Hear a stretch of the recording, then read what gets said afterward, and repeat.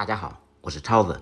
现在又到了荔枝大量上市的季节。俗话说，一骑红尘妃子笑，无人知是荔枝来。那么怎么买到甜到露出妃子笑的荔枝呢？只需要记住这3步：一看、二摸、三闻。在购买荔枝时，挑选那些绿中带红的，可以再看一下它的根部，根部稍微凹陷，颜色发绿，这样的荔枝又甜又新鲜。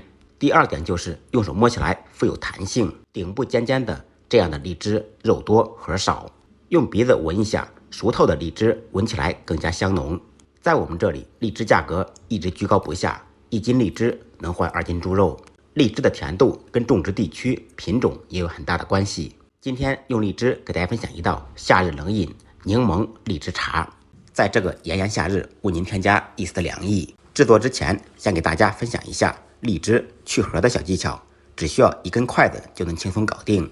把荔枝瓣去掉，用筷子轻轻一推，荔枝核就轻松出来了，这样就可以得到完整的荔枝肉，2秒钟一个，又快又方便。准备1个柠檬放入碗中，加入少许盐，加入清水揉搓清洗。这一步可以去除柠檬表面的蜡物质，然后再用清水清洗2遍，彻底洗净。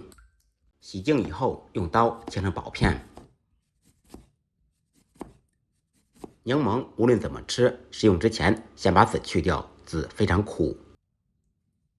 去皮去核的荔枝肉放入破壁机中，加入少许冰块，倒入1瓶茉莉清茶，